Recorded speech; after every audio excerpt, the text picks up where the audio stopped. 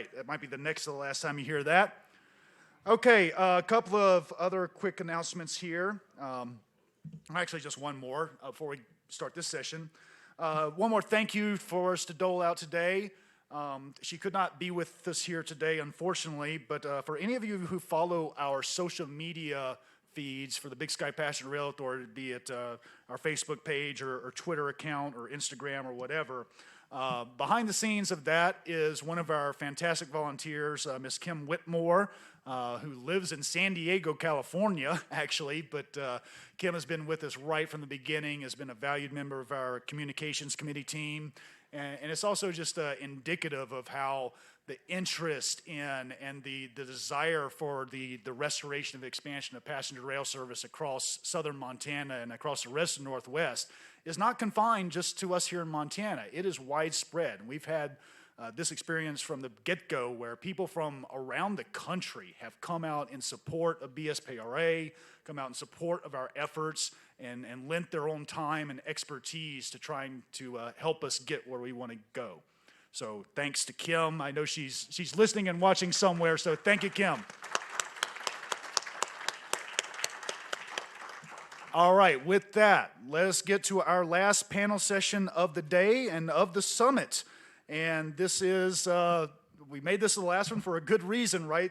Our final session is the political and legal process of rail route restoration, which is obviously a complex issue and which, it's different depending on what kind of rail route you're restoring. Obviously, the process of restoring a long-distance route like the North Coast Hiawatha or the Pioneer is going to be a different process than restoring a state-supported route somewhere. So with that, I'm going to turn it over to our moderator, Ms. Margie MacDonald, a former representative in the Montana legislature for a district here in Billings, and also another fellow Glendivian, a born and raised in Glendive, Montana, where I'm from and I live and represent on the BSPRA. So Margie, welcome up here. And our panelist, Karen Hedlund with the U.S. Surface Transportation Board, and Jim Mathews with RPA up on the stage there. And then joining us remotely, we have Senator Chris Gorsek from the Oregon Senate Rail Caucus, Peter Fletcher from the La Crosse, Wisconsin Area Planning Committee, and Scott Rogers from the Eau Claire Area Chamber of Commerce. It's all yours, Margie. Good afternoon. Thanks to Jason for introducing me, and it's kind of a coincidence that we're both from Glendive. I have to say that I was born and raised in Glendive. My parents moved there specifically because it had daily passenger rail service that connected them to the Twin Cities, where they met and had gone to college. They had 6 kids. They raised us there. We all went to college and rode the North Coast Hiawatha, going to Missoula, going to Bozeman, going to the University of Minnesota. And so I grew up on this line, and I have a very strong conviction that, that it makes sense. It makes sense for the region. And that's what this panel is about. It's about how do we get it done? And specifically, we have a group of us, couple folks from Wisconsin. The reason they're on this panel is because they've figured out ways to get it done there. And so we're drawing on some of their experience and expertise. We have one of our leading people in regulation of railroads, and she oversees the process. She's going to talk about the steps. And then we also have one of the leading national advocates for passenger rail, and that's Jim. And then we will have a state senator from Oregon. So without much further ado, let me introduce our first panelist, which will be Scott Rogers. He is the Vice President for Government Affairs for the Eau Claire Area Chamber of Commerce, and he is also chairman of the West Central Wisconsin Rail Coalition and serves on the Midwest Interstate Passenger Rail Commission. So thank you very much, Scott. Take it away. We need to unmute you, Scott.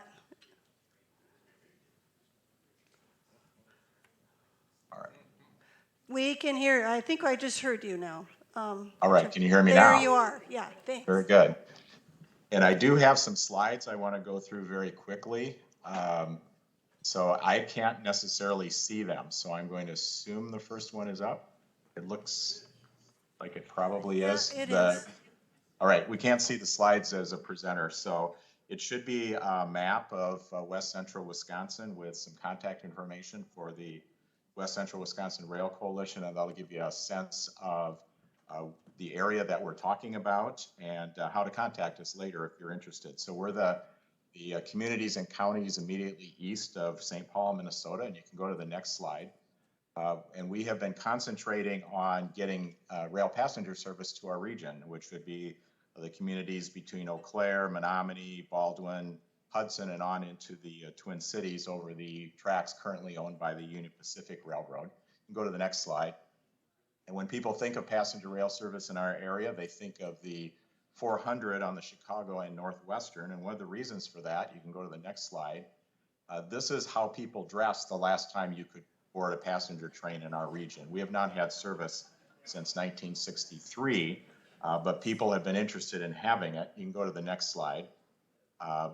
This is a map of the Midwest Regional Rail Initiative, which Wisconsin and a number of Midwest states in the late 90s proposed for a network. And if you look closely at the map of Wisconsin, there's just a dotted line to Eau Claire that is a bus connection. And so leaders in our community, and you can go to the next slide, in the business and education areas, thought that because of the growing population, the existence of several state universities in our area, that for our economic future, we needed really to be part of passenger rail service going forward. Next slide. Example would be, we think to recruit and retain talent to our area, we need to be able to have passenger service. So our initial effort, number one, was to get on the map. So you can go to the next slide. And back in 2004, Wisconsin DOT commissioned some studies, and they found that either some additional through service through Eau Claire, as some trains going through La Crosse and some through Eau Claire, or direct or just Eau Claire to Twin Cities were feasible. Next slide. And over the years, we were successful in being included in the Minnesota rail plan as a phase one route. Next slide. Or the current Wisconsin state rail plan does show service through Eau Claire and West Central Wisconsin as part of future connections in our rail passenger network. Next slide. We've already heard about the Amtrak Connexus service proposal. It actually adopted the routes in the Wisconsin State Rail Plan for future potential service. Next slide. And then you may have talked already about the FRA Midwest Regional Rail Network, which shows Chicago to the Twin Cities as a high probability or a high potential route and part of a national Midwest network. Next slide. And even for long distance service, this was a map that all the Board Northwest had recently. I know it's been updated, but potential for perhaps being included in one of the route restorations for the Northwest. You can go back to the next, or go to the next slide.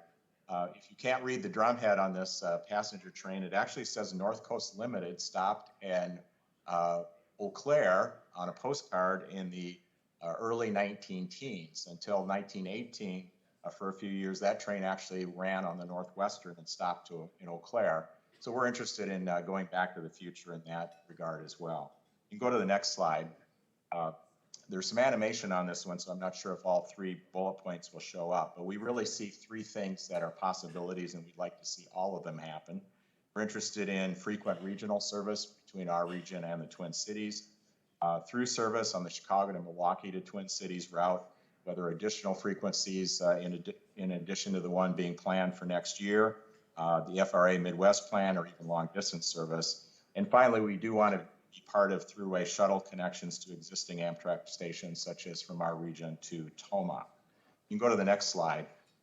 We realize that it takes more than being on a map to get passenger rail service. So we've been trying to look at all of the things going on around the country with authorities and commissions and development of stations, transit-oriented development, et cetera, and even the Hartford line in Connecticut on things that we could be putting together when we go to a service development plan. Next slide. We are fortunate to be part of Wisconsin, where we have one of the most successful state-supported service in the Hiawatha service. Our state's been pretty successful at getting grants that we have written letters in favor of. Next slide. and the new St. Paul to La Crosse, Milwaukee, Chicago service that has already been funded through grants is going to be starting sometime in the next year, and we're looking forward to that. Next slide. This really gets us into some of the strategies we're undertaking right now to advance our project. And one of them is that within the last year, we've had 3 counties and 6 municipalities in the area pass resolutions to form the Chippewa-St. Croix Rail Commission. Those are really what we refer to as our regional areas, Chippewa Valley and St. Croix Valley. And you can go to the next slide. So really to represent the public side and to have under our state statutes, have an intergovernmental agreement for transportation planning. And so we've been getting that off the ground. We have several ex officio members, including Union Pacific, the DOTs, our regional counties, as well as the state and other institutions of higher learning in our region. You can go to the next slide. And of course, the corridor identification program has been discussed already, I'm sure, at the conference. So number 1, we tried to get on the map, and now our emphasis is to get in the pipeline. Next slide. We're planning on submitting expressions of interest through the Chippewa-St. Croix Rail Commission, both for our Chicago to Twin Cities through service as well as for our regional service. Next slide. So really working with Amtrak and our state on the possible through service. And then one other alternative we are talking about, and you can go to the next slide there. What you see here is the trade association of 4 contract operators that operate contract service around the country, and they are very interested in the funding opportunities and the opportunities to work with state and local sponsors to be part of the intercity passenger rail development. Next slide.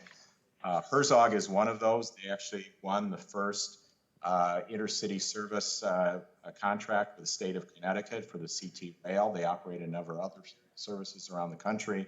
And go to the next slide. These 4 carriers operate significant rail service around our nation.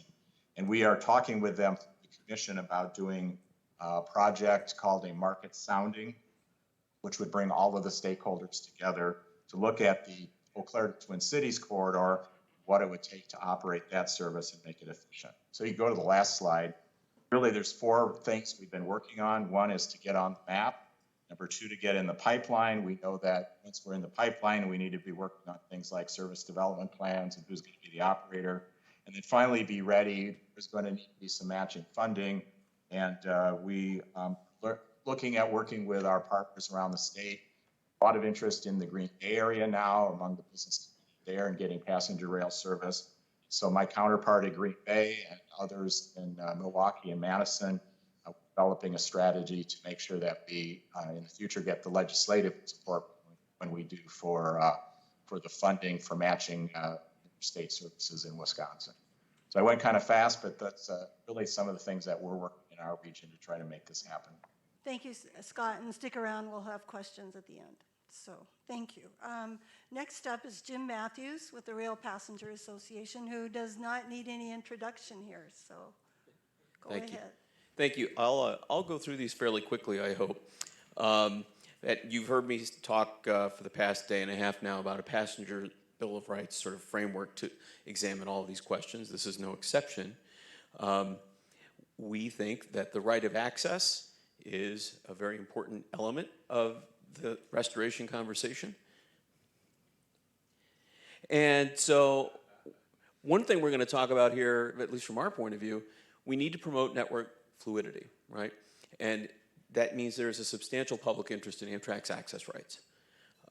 And there is an executive order that was signed, and that executive order calls on the Surface Transportation Board to consider the carrier's fulfillment of its responsibilities under 49 U.S.C. 24308, which is about Amtrak statutory rights, when considering other transactions. Gulf Coast Restoration, we're hoping for a good precedent here, and it's embarrassing for me to say that sitting next to a sitting member of the Surface Transportation Board, but I will just say that we are hoping for a good precedent there. But speaking of the STB, one thing we think is clear is that the STB is about to become a much busier agency than it already is, and it's already a terribly busy agency. And we need to systematically include passenger effects as we begin to concentrate more on restoration efforts. And we were very pleased to see that the Congress recognized that and made funding a passenger rail desk at STB a priority. At the same time, we think that with $66 billion floating around to supercharge passenger rail service, it's probably time to take a look at the Federal Advisory Committee Act authorities to work on setting a passenger-focused panel up to join the other three that are already in service at the STB. They've got a very, very big job to do, and to the extent that all of us can help, I think that would be a useful thing. Permitting reform. You heard my colleague Sean talk about this a little earlier. We see that this sort of overwhelming bias towards highway funding as a real policy failure for our country. There's nothing wrong with highways. We all use the highways, but it is completely out of proportion to the need, and it creates a lot of things that frankly are disincentives to other modes and are very harmful. They're harmful to people, they're harmful to the climate. And right now, the environmental review system sort of perversely favors highways over expanding transit and rail. So we want to see that change because, again, we think that there's as we start talking about restoring routes and restoring service, as well as putting new service in place, this conversation is going to become more acute. We also think that FRA is going to need more capacity. This is another agency that is going to be a very, very busy agency, much more than it already is. And so we think that the states and the regional rail authorities need access to people with expertise in rail operations and project management. And you could standardize some of these conversations and not have to keep going over the same territory over and over again. And to the point that was made in some of the previous panels, if we want a more collaborative environment, then we have to have at least a kind of agreed framework and an agreed sort of set of lanes in which to operate. And that would help with that. We think that just managing the expanded grants program is going to be a heavy lift for FRA, and we think they need more resources. They do a great job, and I count many, many of them as friends, and I think they're overworked. And I think that we're already asking them to do a lot, and we think they need to have more resources. The one last thing I would say is the point that's been made repeatedly all afternoon is that we have to walk and chew gum at the same time. We cannot wait for things to happen. While we are waiting for the longer term efforts to take place, we have got to start doing the work now that's required. And some of that is going to mean looking at getting yourself into the pipeline, doing that sort of basic blocking and tackling to roll out why you're doing it and what your projects are and what the benefit is. And so you don't have to wait. And so I would just urge everybody to really consider the exhortations that you've heard here really since yesterday. You're not committing to anything, but you've got to raise your hand. You've got to get involved. We are happy to help with that process. I'll be sitting down with Kentucky DOT later this week, having that conversation. I won't say quite how it developed, but I learned recently that Kentucky DOT didn't realize there was federal money available. And that's as of this week. So, there's a lot of work to do out here. And so to the extent that of places that want to get involved, help them raise their hands. Because you guys are here, you already have that advantage that they don't have. Help them raise their hands. So that's the way to do that. Thank you. Thank you so much, Jim. And next up we have from the Surface Transportation Board, Karen Hedlund, who has a long career as a legal advisor to government agencies and private investors and lenders on development of broad-scale infrastructure. She has now been appointed to the board, and so she's going to walk a fine line as she walks us through what the legal steps are, because she is literally in the process of making decisions in this area. So she'll be conscientious, and she knows she knows what the limits are, but we may not be able to ask her every question in the world. So go ahead, please. Thank you. Thanks, Margie. First, this word from our sponsor. Nothing I say represents the board or any other member of the board or myself or any opinions on anything. When I was first approached to come join you this week, I said, oh, great, I can talk about the Gulf Coast proceeding, because the thought that that was going to be, perhaps would set a precedent or some guidelines about how these issues ought to be litigated or negotiated in the future. But the process, which I will at least describe some of the elements of it, has taken longer than I think folks had anticipated, certainly than I did. So I'm very limited in what I can tell you about it, but I thought just walking you through the history down there, which John Robert probably ought to be talking about more than me, because he lived it all and is still living it, is interesting. So the history of service on the Gulf Coast goes well before the creation of Amtrak. And when Amtrak was created, it took over something called the Gulf Wind, which I asked John Robert what it was, and he looked it up, and it was a train that ran from New Orleans to Jacksonville. But what happened when Amtrak took over all these lines is that many of them were discontinued, and that was one of them. The next most important thing that happened was in 1982, Congress authorized the formation of an interstate compact. And it's that interstate compact that became the Southern Rail Commission that has really been the moving force for restoring rail along the Gulf Coast. But during this period following Amtrak's creation, and particularly between 85 and 93, there was actually no passenger rail service along the Gulf Coast. And when I'm talking about the Gulf Coast, this is really New Orleans to Mobile and then into Florida.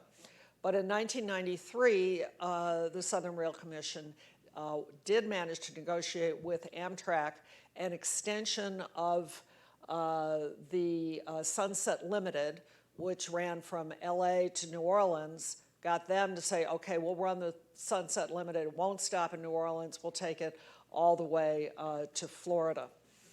And in 1998, the Gulf Coast was actually included in FRA's first designated high-speed rail network. And the high-speed rail folks still have their eye on the Gulf Coast, I should tell you that. But between 2000 and 2005, the Sunset Limited started having some significant problems. I should note it was the nation's first transcontinental passenger rail.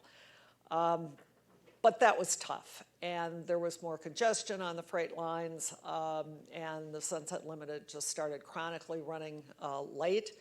In fact, so late that sometimes they would bus people from New Orleans eastward because they had to take that train and turn it back to LA to keep it on time. It was that rough, and their on-time performance in the last year went down to something like 7%.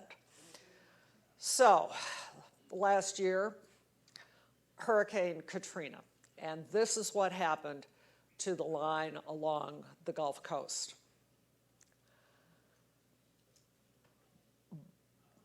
The freight railroads restored that line. It's in pretty good shape today. But Amtrak chose at that point in time to drop the Sunset Limited. It was having too many problems, and so they just let it go. But the folks in the Gulf Coast, they didn't let it go. They wanted it back. And so in 2009, beginning about that time, the business leaders, transportation leaders, various community leaders, the mayors started getting together and talking about restored service. And I do remember at one point they invited a certain deputy administrator down to Mobile to talk to the mayors about restoring leadership. And the Southern Rail Commission really took the lead on all of this and got Congress to pass, as part of the FAST Act in 2015, a law that created something called the Gulf Coast Working Group.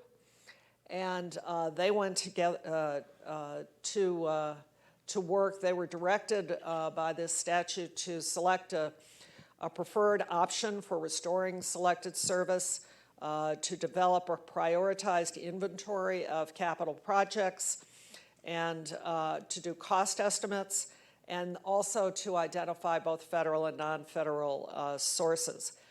And included in the Gulf Coast Working Group were Amtrak, CSX, NS, the Federal Railroad Administration, the Southern Rail Commission, the DOTs of Louisiana, Alabama, and Florida, and the various municipalities and communities along the Gulf Coast. Ultimately, they issued in 2017 a report that recommended, among other things, twice daily service between New Orleans and Mobile. And they found that the Gulf Coast could probably, service could commence with only about $5.5 million really to restore or build stations that had been long abandoned after Katrina.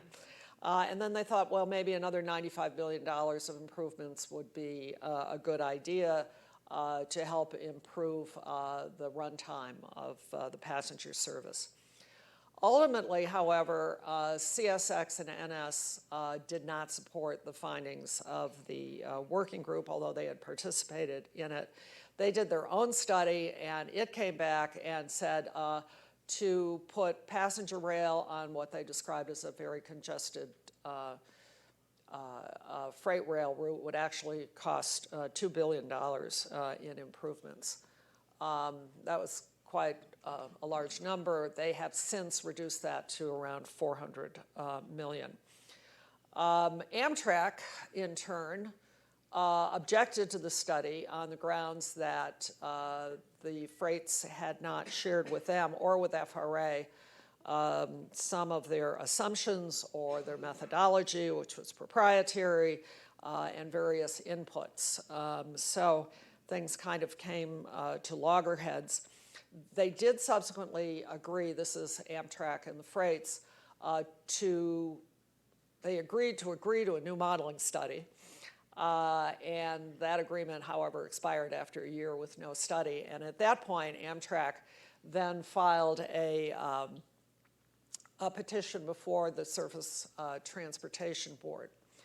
And this is the first application ever filed under this section of the law, and I want to read to you what it says up there. These are kind of the key sections. There are other provisions in the statute, and the various provisions of the statute have raised various issues in the proceedings, so I'm not going to touch on that. But the key provision is when a rail carrier does not agree to provide or allow Amtrak to provide for operation of additional trains over a rail line, Amtrak may apply to the board for an order requiring the carriers to provide or allow for the operation of the requested trains after a hearing on the record. And that's critical because we had one, and it's really a trial-type hearing. The board can order the carrier within 60 days to provide for operation of the service.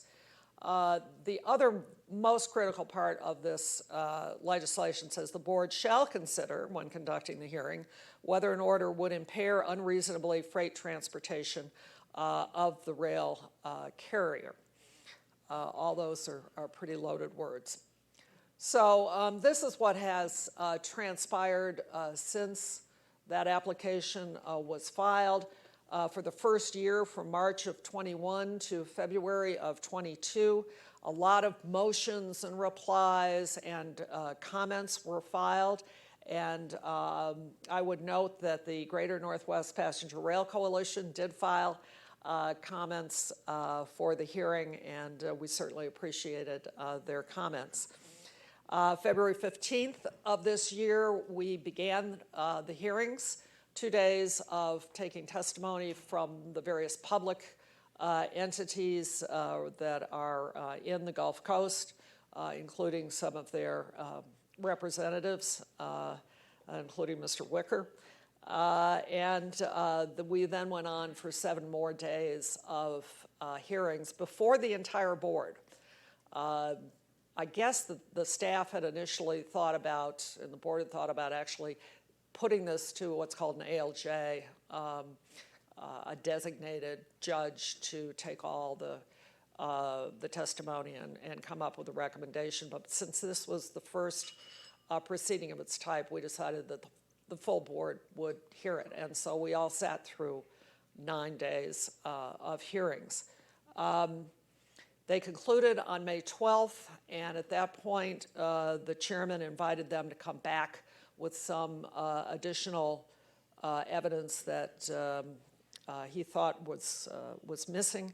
That supplemental evidence was just filed a couple of weeks ago on July 17th, and the parties are going to be given an opportunity to file reply to that supplemental evidence on August 31st. What happens after that, I don't even know.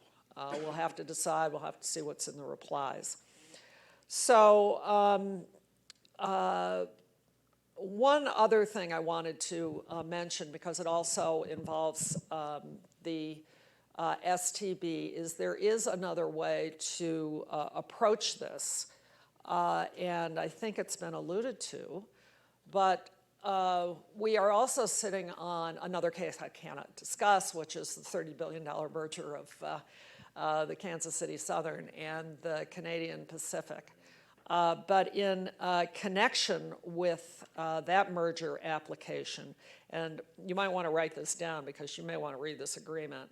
The matter itself is FD 36500. They filed an agreement with Amtrak, and the number on that is 303645. I have a copy here, which I'm going to give you.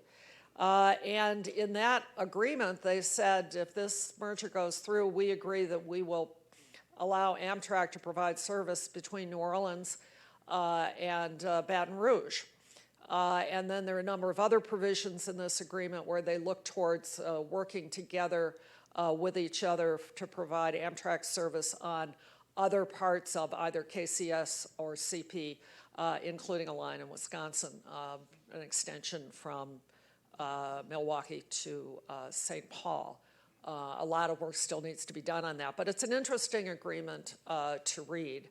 And so you don't necessarily have to think about ultimately the end of this is going to be going to war against your freight carrier before the STB. Frankly, we would like never to see another one of these.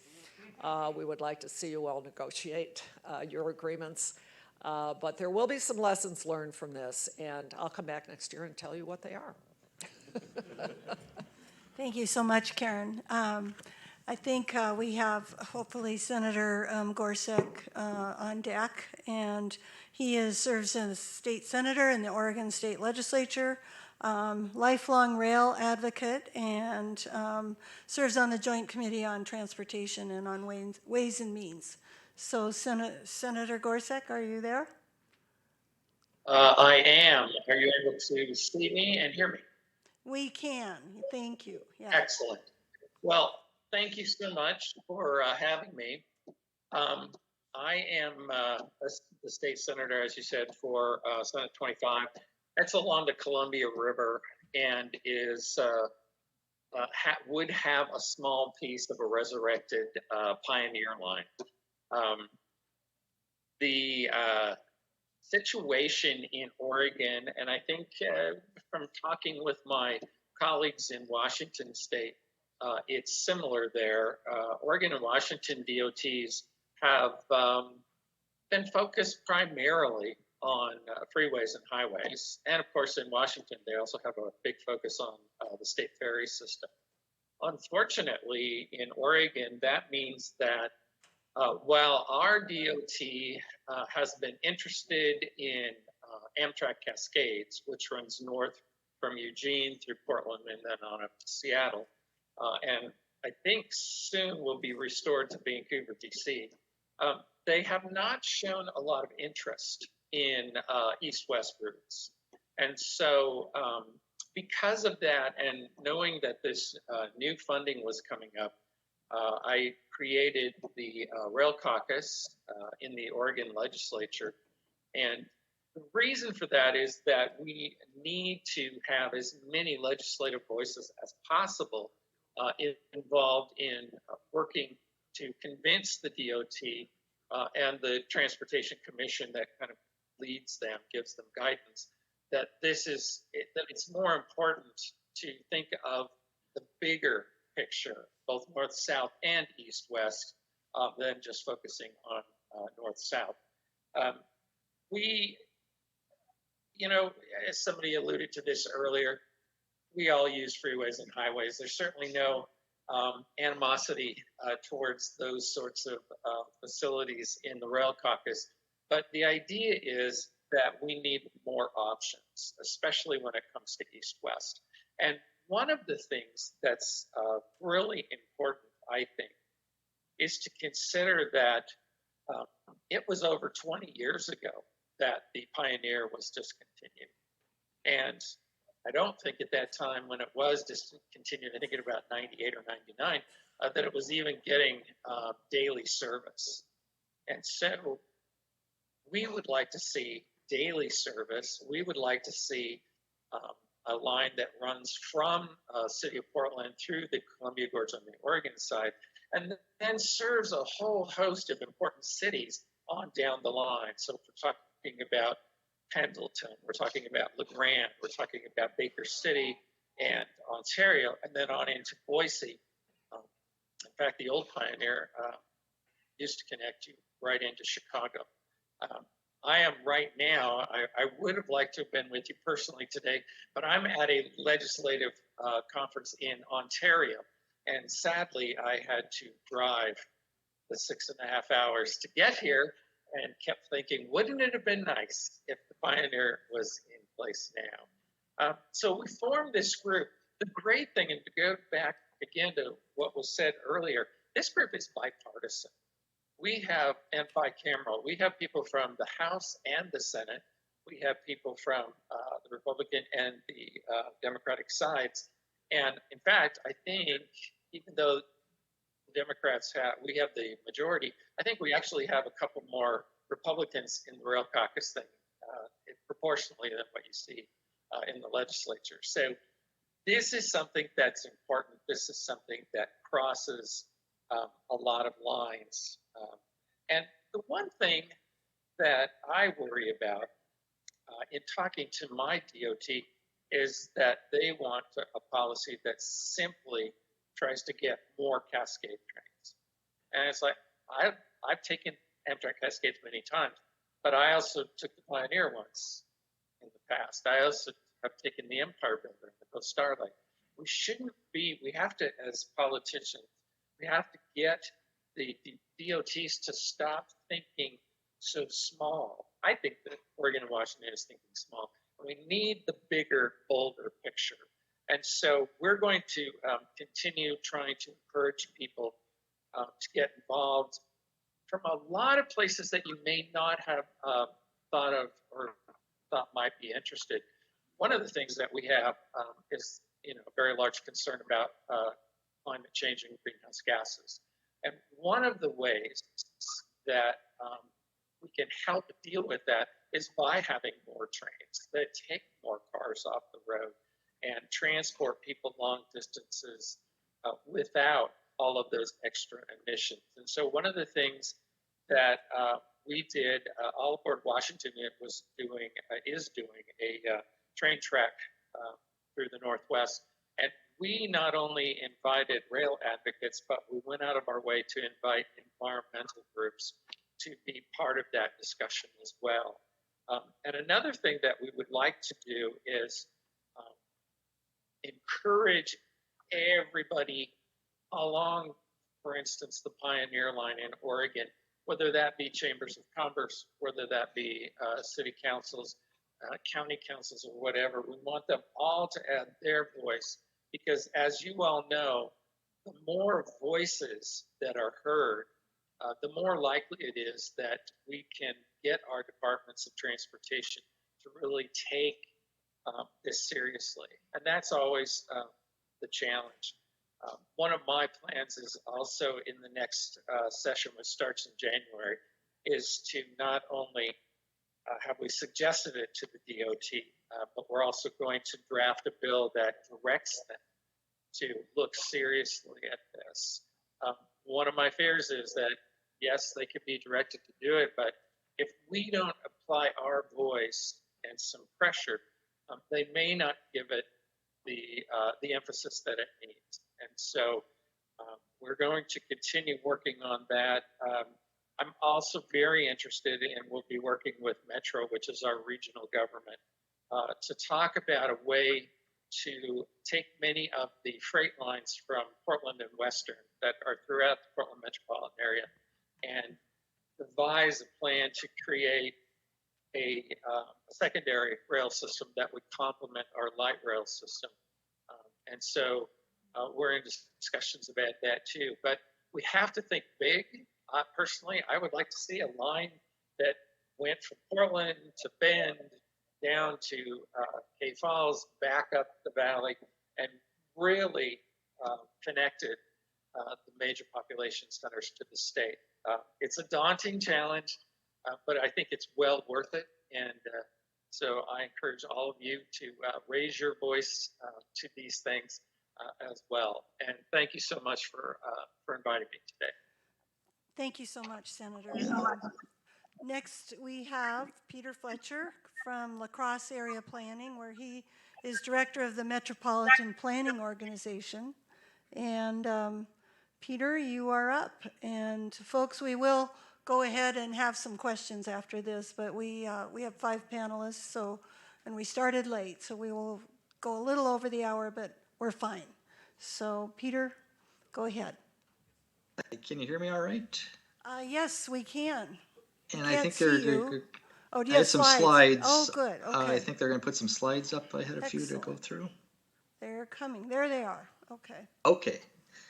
Well, everyone, thank you. First of all, thank you for having me. I am, again, Peter Fletcher, the director of the Crosse Area Planning Committee, and we serve as the MPO for the greater La Crosse, Wisconsin area.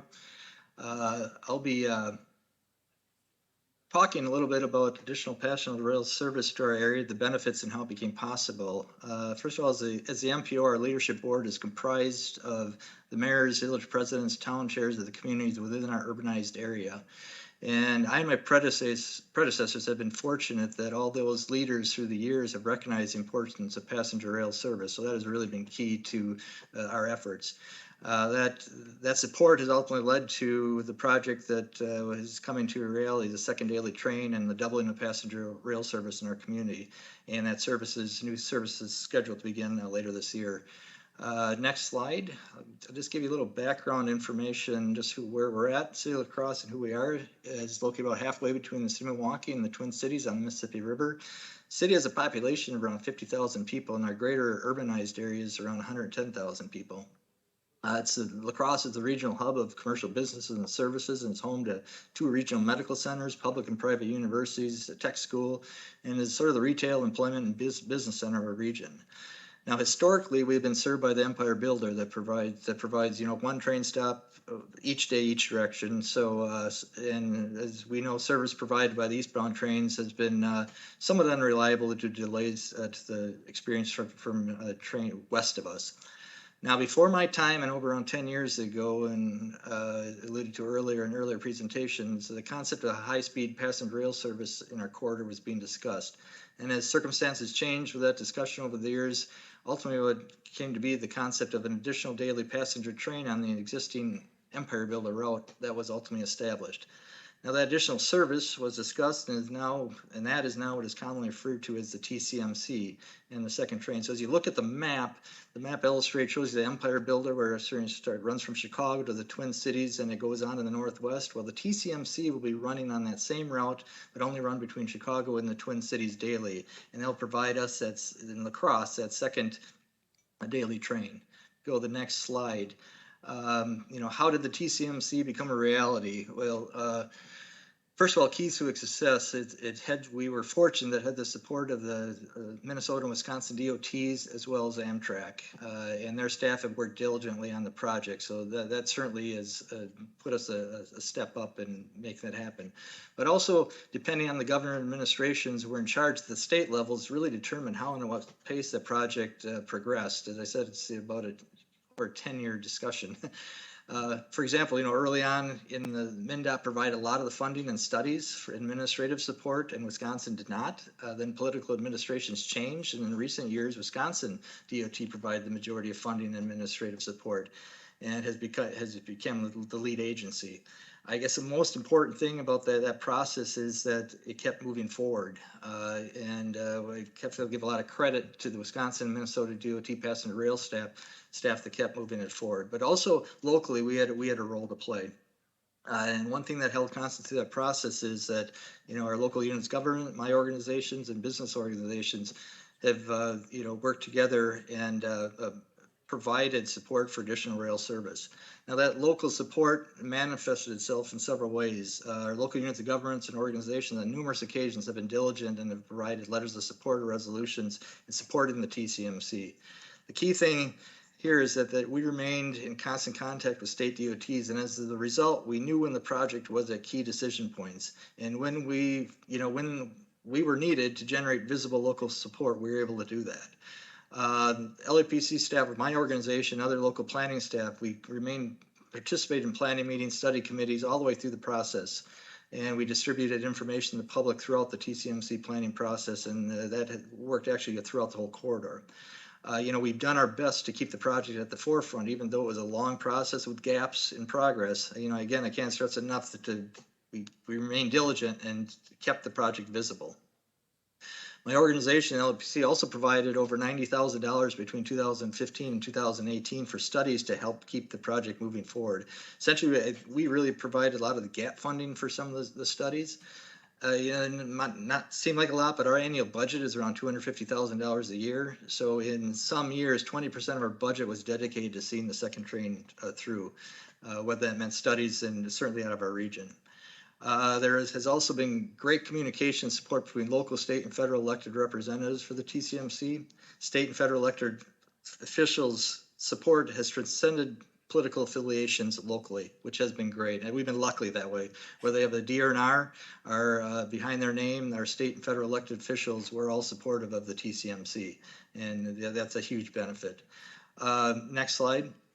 Why such great support? Everyone recognized the benefits and had to keep that in the forefront. I'll just go through a few of the benefits because these are the things that we had to continue to sell. The additional service provides, better, more reliable service and connections throughout the corridor. We look at increased ridership. The Empire Builder provides around 26,000 users a year at La Crosse. Ridership is expected to double, and obviously that means more people coming in our area, visiting, staying, and economic benefits for everyone. As previously mentioned, better connections to regional business centers, day trip meetings become more feasible. They're currently not feasible in the existing service. We'll also see a benefit for our students and universities, more transportation options, and that certainly removes recruitment for our schools as well. In general, the additional service provides more frequent, reliable service. These selling points, again, what we need to help continue with our local support. Next slide. Just as important, there are some secondary benefits, and again, these are key, and again, we had to continue to promote. In the La Crosse area, just because of the Tcmc, we're going to see $32 million in rail infrastructure improvements as a result. We're going to have multiple rail crossings improved, so safety's improved. We're going to reduce gate down times. Our depot is being improved. The Mississippi River Bridge, there's going to be alignment of track and approaches and replace switches, and this has long been a bottleneck for both freight and passenger rail in our area. There will also be signal improvements throughout the corridor. Now, all these improvements allow for freight and passenger rail trains to move faster and more efficiently through our area, and this will also impacts rail service to all connected locations. So even in the Great Northwest, where you're sitting, we'll receive benefits from our rail improvements. Next slide. Just to conclude, being a person that has worked with public transportation coordination throughout my career, one of our biggest struggles with public transportation is first mile and last mile connections, and La Crosse is no different. La Crosse M2, which is our public bus service, interestingly enough, has never stopped at the Amtrak depot, whether due to the rail crossing, street street configurations, or Amtrak dependability that never stopped. So our college students, residents, businesses had never had a public transportation connection to Amtrak. With the TCMC and the added service, MTU will now be providing daily service to the depot in the future. So that's certainly, again, that helped us promote it locally. So if I could boil it down to really, I think, 4 things that really helped us, we had state DOTs support, state elected local officials, regardless of their political affiliations, all supported. We kept the project visible, kept promoting the benefits.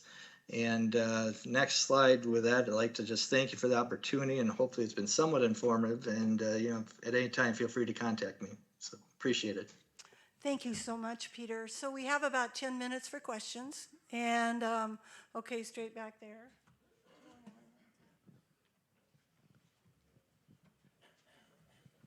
Thank you. I wanted to thank Senator Gorsek and some of the other folks who made it possible for Dan and myself to do the train trek that he referred to.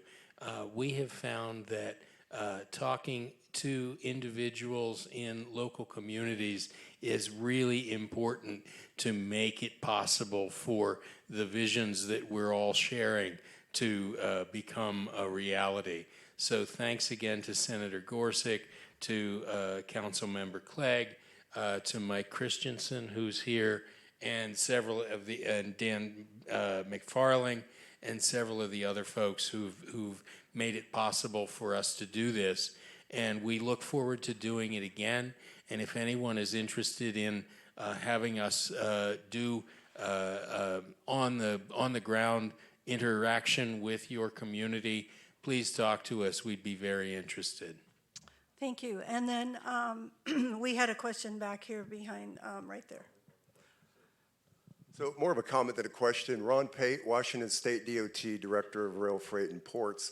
And I felt I had to kind of say something about some of the comments here. I would like to say my team, as far as rail planning, we're one of the best in the nation. I think FRA, if they're here, they will say that we're very successful at federal grants. I'd also like to say my team, we don't think small. We have looked at all the rail systems. Our Joint Transportation Committees, and I don't know if the Senator knows this, did a study on East-West, independent of WashDOT, because I asked for that. And it said it wasn't a good idea right now. Very high cost, low ridership. It didn't even include PTC costs. So our position, is informed by that study, but we're certainly willing to engage with Amtrak as they look at their national study and looking at that route. So that's kind of where we're at. Thank you. Yeah, thank you, Ron. And any comment from the panel? Okay. Others in the room? Any questions, comments? Oh, Dan. Somewhat to the point of together we can do this. And I have a question, and I would indicate that I think Peter Fletcher has provided his answer pretty much on how you get the job done. But what would be the top 3 recommendations, 1 to 3, of panel members as to how we secure a positive recommendation for both of the routes endorsed by the Greater Northwest Coalition, the North Coast Hiawatha, Limited Hiawatha, and the Pioneer Road? How do we get it done? Top 3 ways, up to 3 ways that we can be successful. We'll start in the room with, let's start in the room with Jim, and then we can go to Karen, and then we'll go across the people on screen. So Jim, go ahead. Okay, so hold on. There we go. Sorry about that.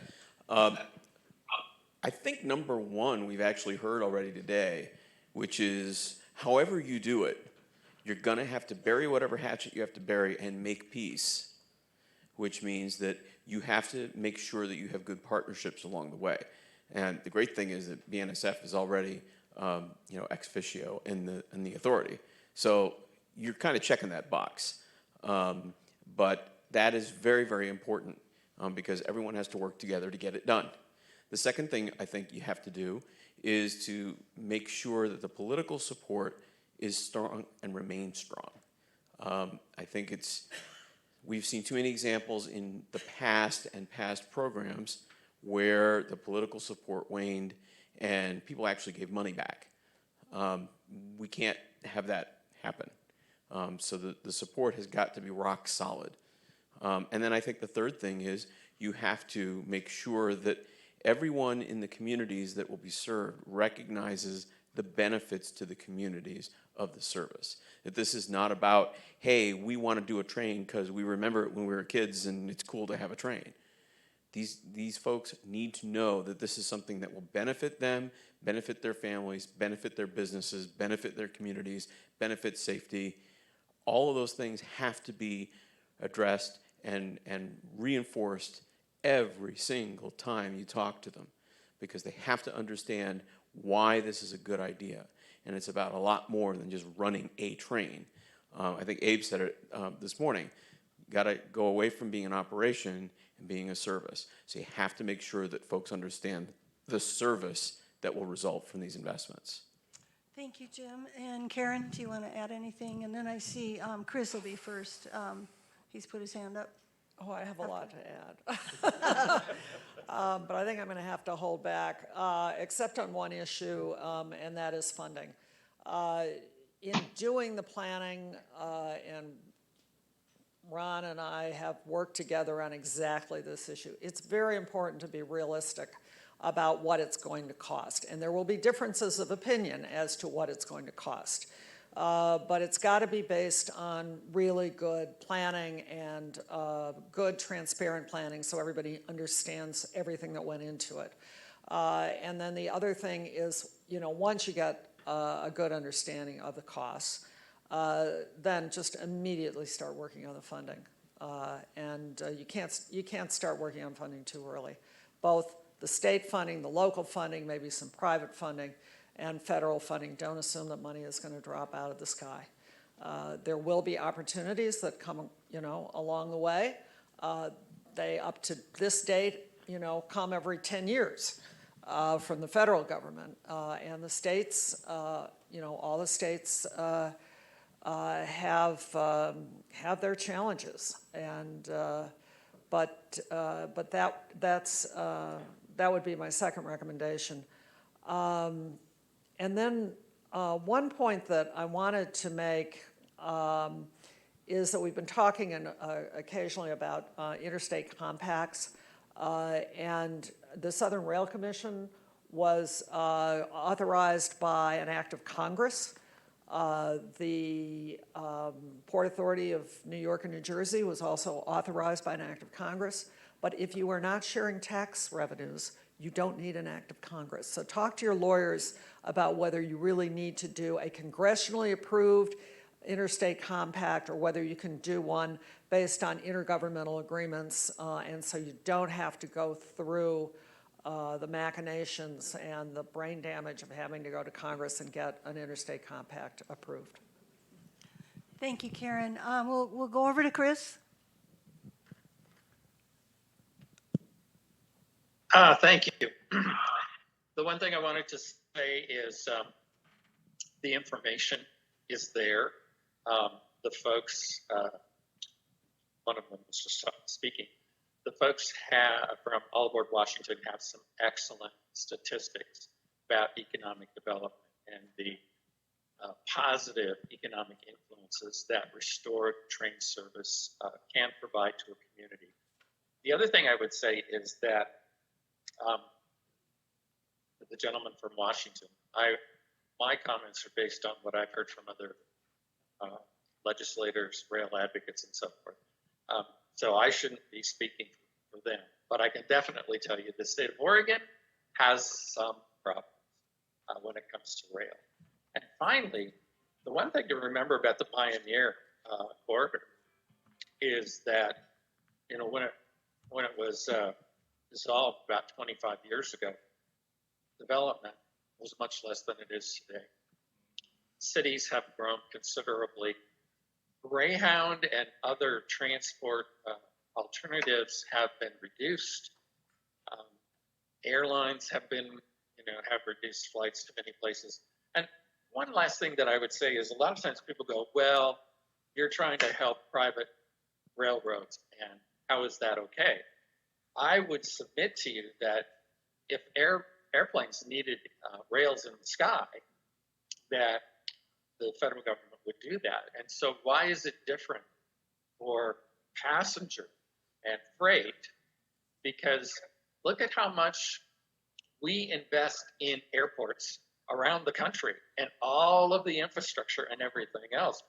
United, Delta, they couldn't function with a lot. They couldn't function well without a lot of that infrastructure. So I see no difference between improving freight lines so that passenger can also thrive. And I think it's kind of it's unfortunate that we get into this. Well, that's private. And this is, airports are public. So anyway, thank you again for allowing me to make a comment.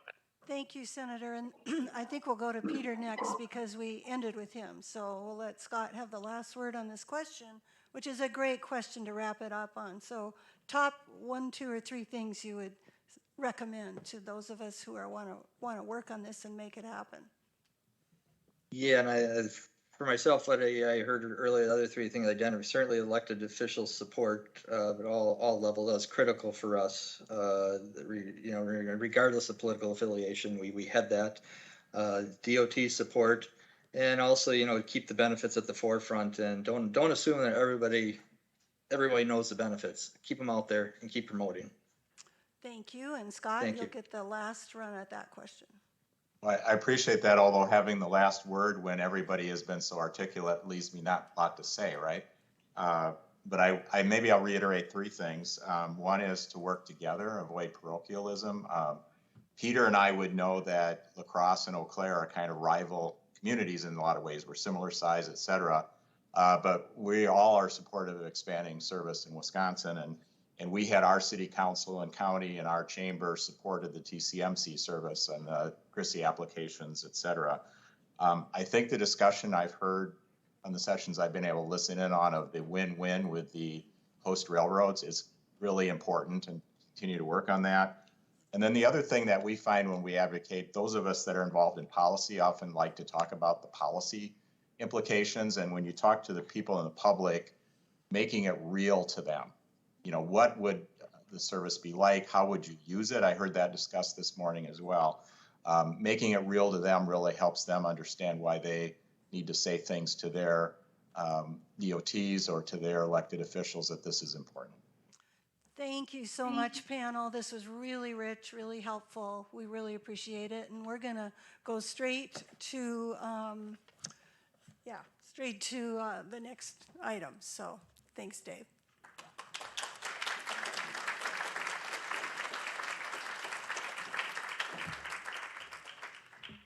All right, and we're going to keep this relatively short and succinct, knowing the hour of the day and everything that you have